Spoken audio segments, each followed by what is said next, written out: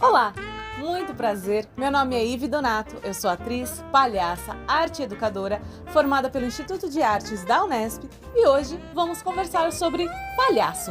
Afinal, o palhaço, o que é?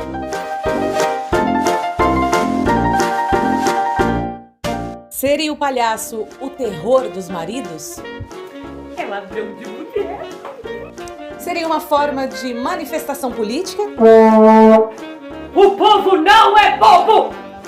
É aquele cara que faz todo mundo, mas todo mundo, morrer de dar risada. Palhaço é um idiota fantasiado tentando me fazer dar risada. Sem sucesso. É um personagem com vendas garantidas no mercado de brinquedos infantis? Você quer sorrir? Então vem com Eu odeio palhaço. Será que é aquele cara que te vende lanches da melhor qualidade e justamente por ser um apelo com o público infantil? Ou será que o palhaço é o melhor protagonista para um filme de terror, para as pessoas terem medo dele? Pois é, o palhaço está bem presente na nossa vida. Mas para a gente entender afinal o que é, de onde veio, para que serve essa figura desse cara com um nariz vermelho, a gente vai chamar uma especialista no assunto. Senhora Petúnia. Estamos aqui na casa dela.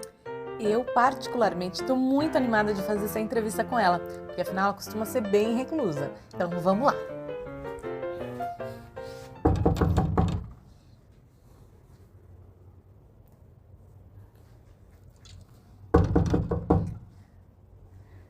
Senhora Petúnia?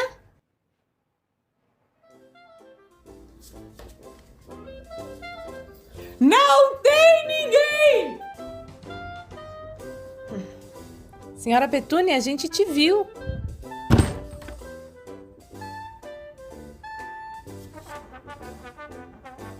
Opa! Claro, vem, pode entrar, estava esperando por vocês.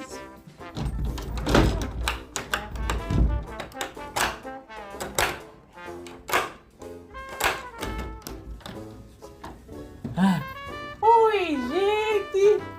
Muito bom! Oi! Sejam bem-vindos! Vamos lá, dar entrevista pra moça, né? Você não quer tomar um café, não? Um bolo? Não?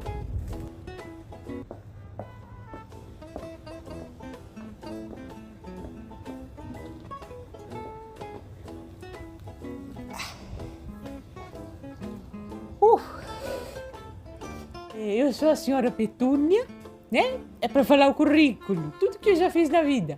Tá, vai demorar então. Ih, alô? Ah, posso mostrar minha cachorrinha? Essa é a Shirley, gente. Me formei com um bacharel em História da Humanidade. Eu adoro ler, eu adoro livros. O que eu tava falando?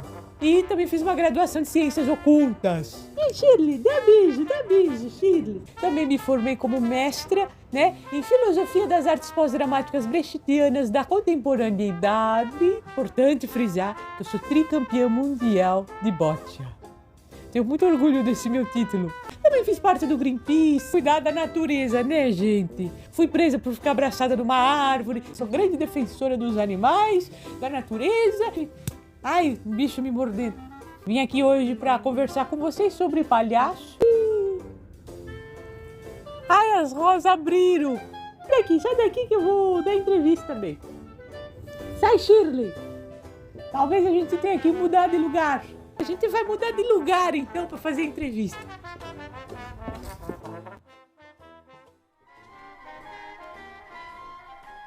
Opa, oi, vamos lá. Fazer entrevista. Tô ansiosa. Senhora Petúnia, eu gostaria muito de agradecer a sua presença aqui.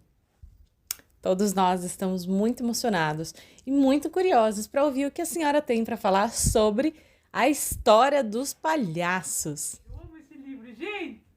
Aqui, ó. Palhaços do Mário Fernando Bolognese, um queridinho, tá? Vamos ver um pouco sobre a história e a contextualização histórica. Era isso que você queria, né? Legal. Quem foi o primeiro palhaço do mundo?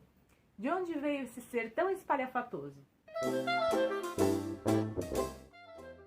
Bem, de onde vem esse ser espalhafatoso? Olha, meu bem, assim, desde que acho que a humanidade se entende por humanidade, sempre existiu a figura do cômico, né? E do cachorro também. Tinha um cachorro latindo, tinha um cômico fazendo piada.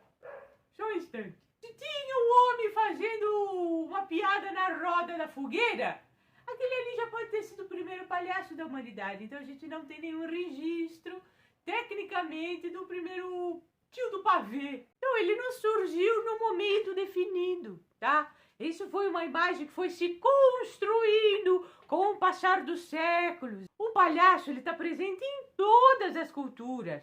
Todas! E a mais antiga expressão do personagem do palhaço está presente nos... Cala a boca, cachorro! Ele está presente numa parte o quê? De ritual. Rituais sagrados. É, sagrados. Por essa você não esperava. Uma figura que, por meio do espanto, causa o riso. Desde o início dos tempos, o riso foi algo muito importante para a humanidade. Por que foi importante para a humanidade, você me pergunta? É um elemento para espantar o medo. E o medo da morte, principalmente. A humanidade sempre teve muito medo de tudo, porque afinal, toda hora era alguém tentando te matar. Se não era o bezerro... Bezerro não, como é que chama aquele outro bicho? O bisão. Se não era um bisão, era um outro homem. Se não era outro homem, era um Tiranossauro Rex. Se não era um Tiranossauro Rex, era um vírus, uma bactéria. Todo mundo estava tentando te matar, até hoje. Você vê dois homens numa moto, você já fica com medo. Você vai me matar. Então, quer dizer, a partir do momento que você consegue rir, você perde o medo. Igual o bicho papão do Harry Potter. Lembra do Harry Potter? Ele é o bicho papão. Qual que era o truque?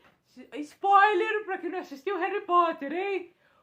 O truque pra você parar de ter medo do bicho papão é imaginar ele de um jeito ridículo.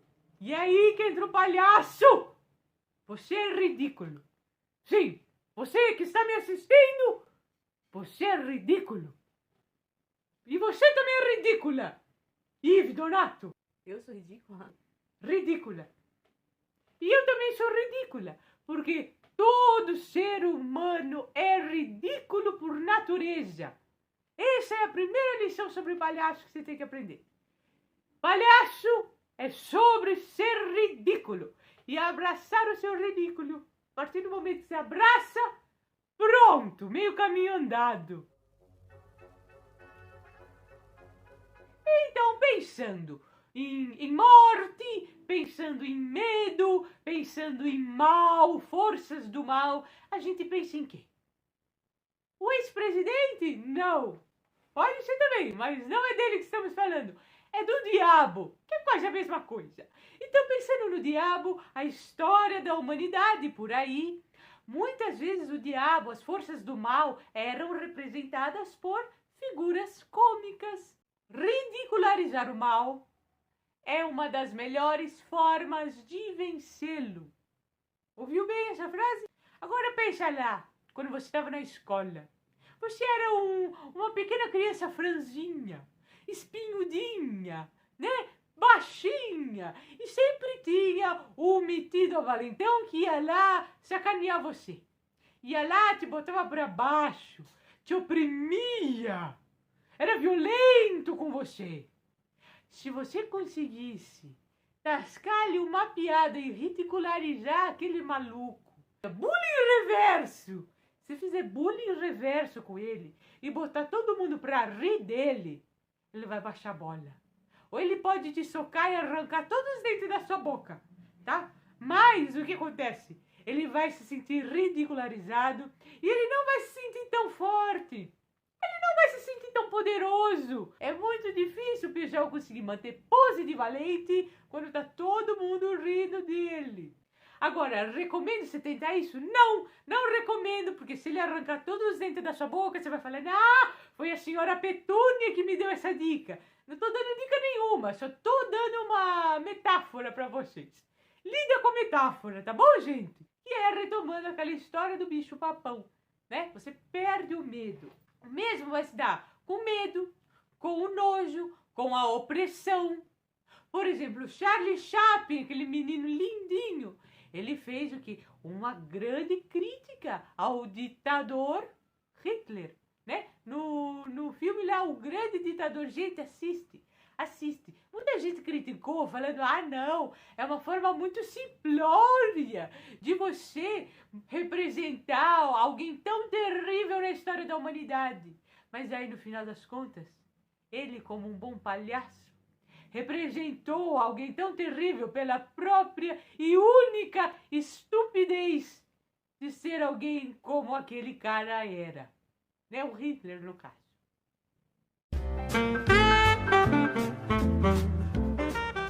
Então, como eu comentei antigamente, era qualquer canto tinha umas palhaçadas rolando em todas as culturas, né? Aí eles começaram a ficar mais famosos. E aí eles começaram a ser chamados pros rolês. E aí os ricos, que cada vez fica mais rico, como já dizia as meninas, né? Sempre teve ostentação na história da humanidade. Eles gostavam de ter palhaço nas festas deles, para alegrar o ambiente. Então, se você tinha dinheiro, você tinha um palhaço com você. Né? Não nas festas que só chama pra festa de criança agora. Quero fazer essa reclamação.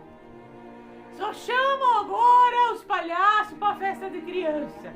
E aí, quando o palhaço vai na festa de criança, o palhaço toma chute na canela, toma tapa. Ninguém dá bolinho de queijo pro palhaço, não. Não dá. Só dá pancada no palhaço. Aí assim não dá. Não. Mas antigamente os ricos não chamavam só pra festa de criança, não. Chamava pra festa dos adultos. Que palhaço era uma coisa que era de gente mais adulta. Porque palhaço sempre falou de tudo, gente. Né? Hoje em dia que tá uma coisa mais infantilizada. Acha que palhaço é uma coisa só pra criança. Que não sei o que, vamos brincar. Alegria. Não. Queria fazer essa reclamação. Onde é que eu tava? Lembrei. O palhaço, né, vai aparecer aí ao longo da história com diversos nomes diferentes.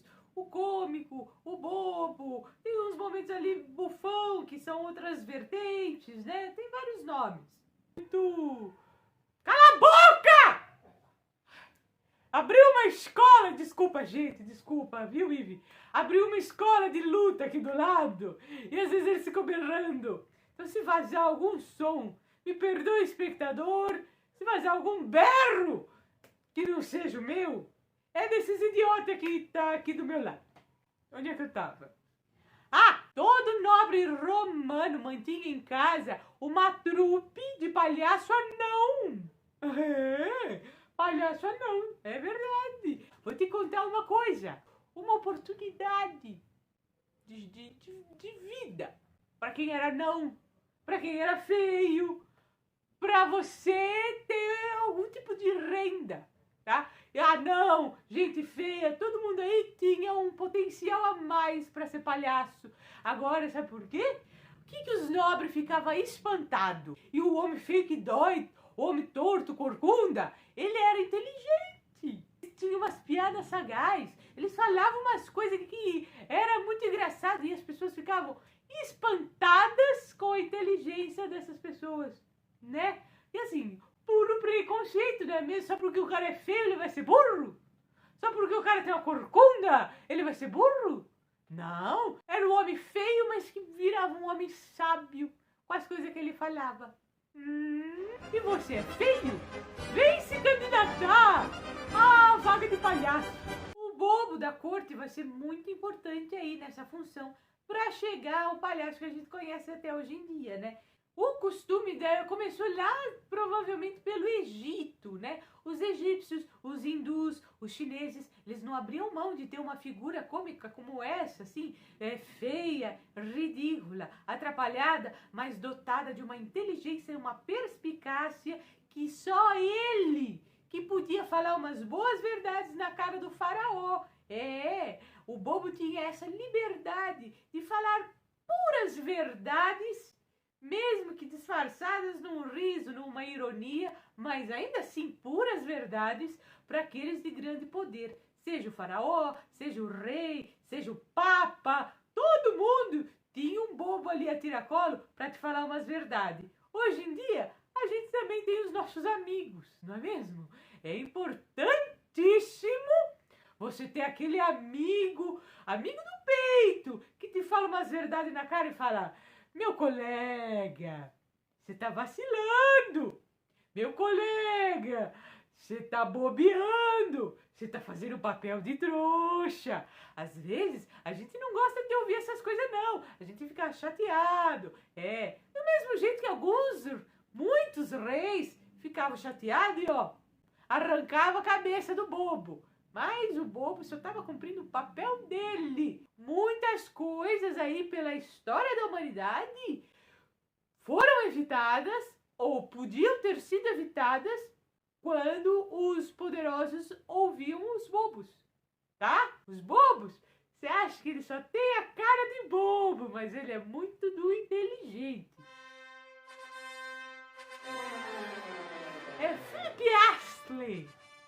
Até cuspi, me perdoe, Ives Donato. O circo inglês de 1768, do sargento inglês Philip Astley. Philip Astley construiu um anfiteatro ao céu aberto, né? E ele tinha muitas questões militares envolvidas aí nas demonstrações. E tudo envolvia o cavalinho. O cavalo era como se fosse o astro da apresentação. Sempre tinha alguma coisa relacionada a cavalo. E esses números, com muita valorização das destrezas e habilidades dos artistas, causavam o quê? Muita tensão. Muita tensão. Você vê o homem lá de pendurado com uma mão só, com o cavalo correndo. Você fala: meu Deus, esse homem vai se estabacar. As pessoas ficam tensas. Você prende a respiração, parece que você vai desmaiar. E aí, quem vai aparecer para dar uma relaxada na galera? O palhaço.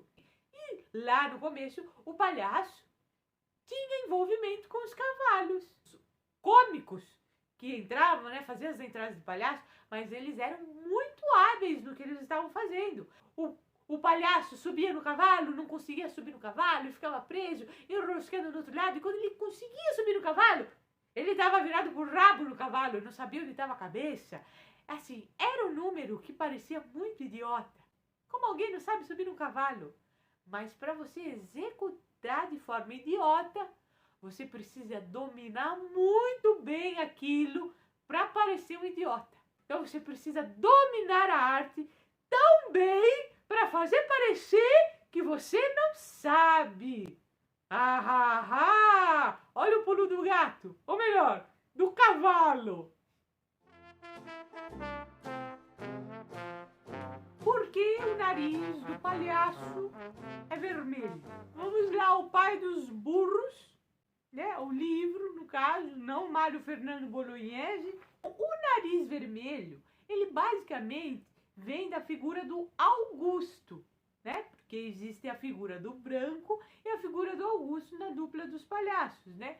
Na figura do Augusto, diz a lenda que um mocinho chamado Tom Belling, lá por 1869, em Berlim, é um cavaleiro, e ele teve uma apresentação desastrosa no picadeiro. Tomou um capote, trupicou, meteu a cara no chão. Foi horrível. Ficou com a cara toda vermelha. Tudo vermelho, o nariz ficou vermelho. E aí, o que aconteceu? O público começou a gritar: Augusto! Augusto! O que significa Augusto? Significa ridículo, que situação ridícula, que completo idiota, que imbecil. É como se estivessem falando idiota, idiota, né? Público difícil, né? Coitado do moço. Também existe uma fofoca, né? Não sei se é verdade, que Tom Belling tava ali, tinha um excesso de gin antes da apresentação.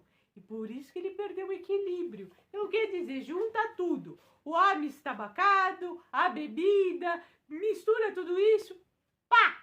Aparece um palhaço. Quem nunca bebeu e tomou um trupicão que atire a primeira pedra, não é mesmo? Conheço muitas pessoas por aí que trupica, rasga a calça no joelho. As pessoas bebem, elas fazem coisas muito estranhas. E aí, os meios de comunicação também fizeram uma expansão aí no jeito de ser palhaço, né? A cara do palhaço foi se transformando, a maquiagem do palhaço foi se transformando, mas a essência tá lá, é a mesma. No cinema, as figuras cômicas, né, foram aparecendo, foram ficando muito fortes essas figuras cômicas. E aí você vai ver quem? O Charlie Chaplin, o Buster Keaton, o gordo, o magro, várias personalidades aí que tem o quê? A linguagem do palhaço.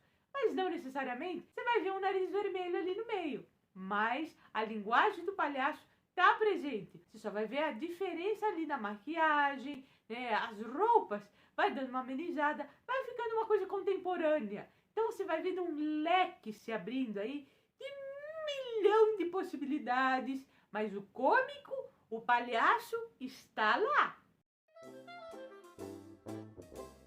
E quando tem o palhaço dialogando com o mestre de pista, é uma semente que está brotando de uma dupla de palhaços. E aí, dupla de palhaços, a gente vai lembrar de quem?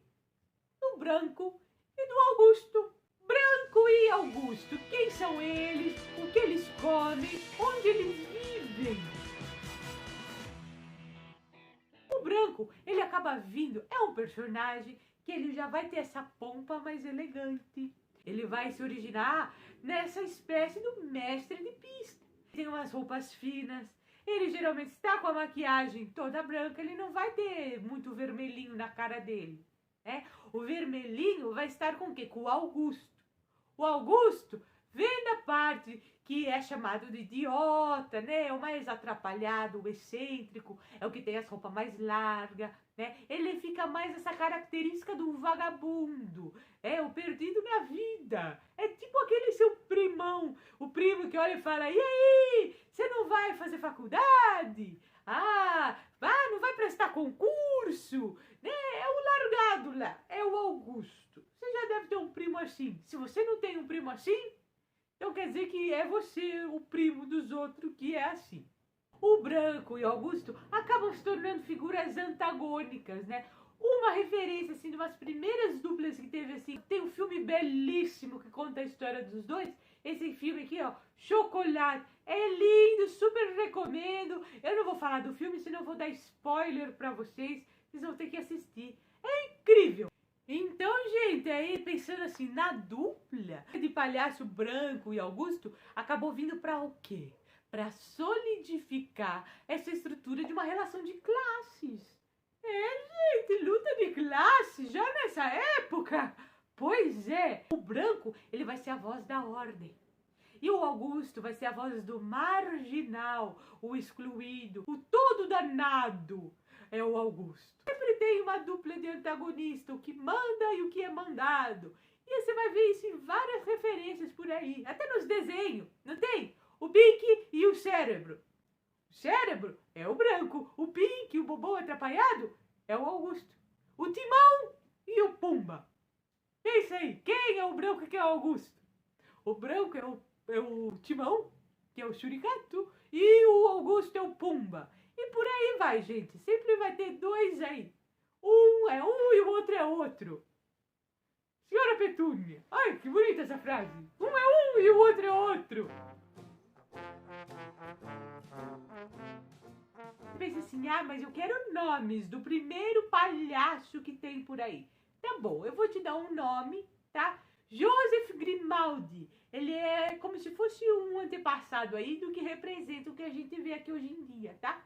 Ele é um ator inglês e de teatro de variedades. Ele nunca pisou num picadeiro de circo, mas a vida toda ele esteve envolvida com toda a parte de pantomima, teatro de feira, da comédia dell'arte. O pai, o avô dele era o Arlequins. Então ele acabou fazendo toda essa mistura e virou uma grande referência, tá? Inclusive esteticamente. Olha que bonitinha a carinha dele aqui, ó. Esse é o Joseph Grimaldi, ó.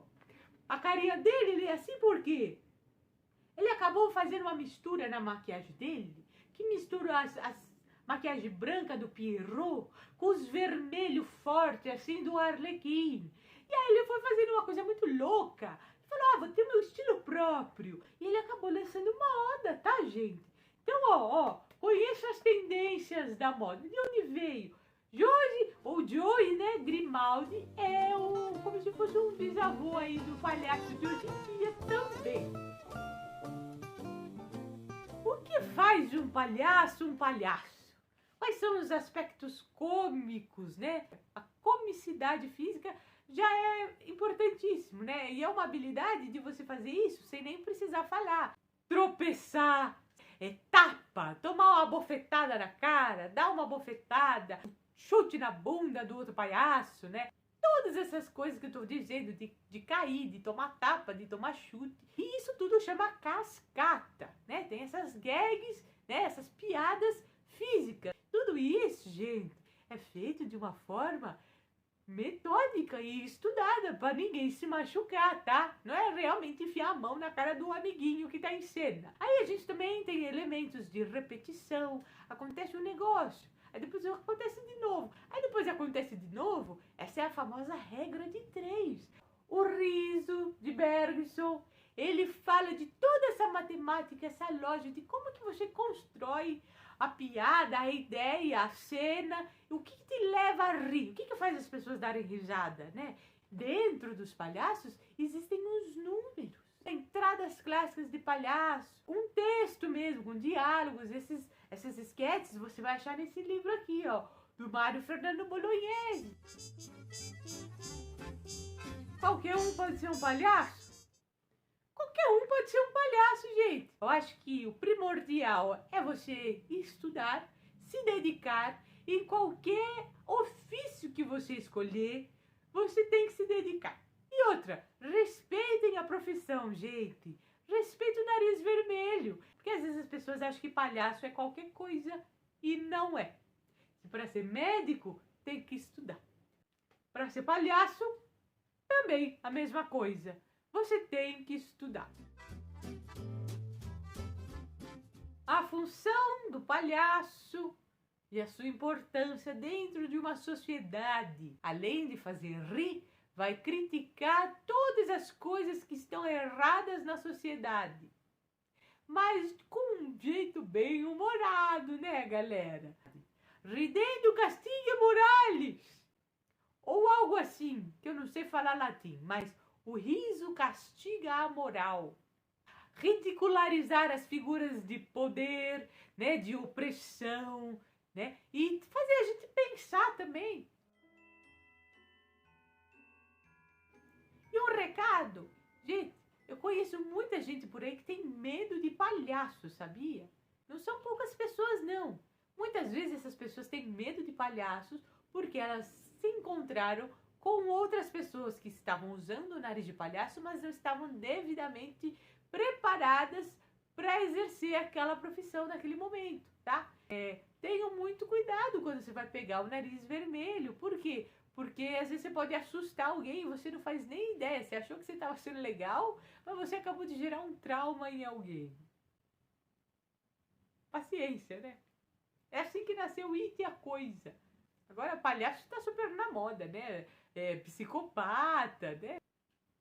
Não tá fácil pro movimento do palhaço não, viu? A classe trabalhadora do palhaço tá tendo que dar um dobrado aí. Muito obrigada aí pela sua paciência. Se você conseguiu assistir tudo isso, meus parabéns! Você já está um passo a mais aí de se tornar um belíssimo palhaço. Tá bom? Muito obrigada pela sua presença. Muito obrigada pela sua presença, senhora Petúnia. Envie esta aula para todas as pessoas que você acha que podem gostar, seus amigos, atores, não atores, palhaços ou não palhaços, futuros palhaços, quem sabe. O mundo precisa de mais sorrisos por aí. Obrigada e até a próxima! Obrigada pela atenção, obrigada pelo convite. Nos vemos numa próxima.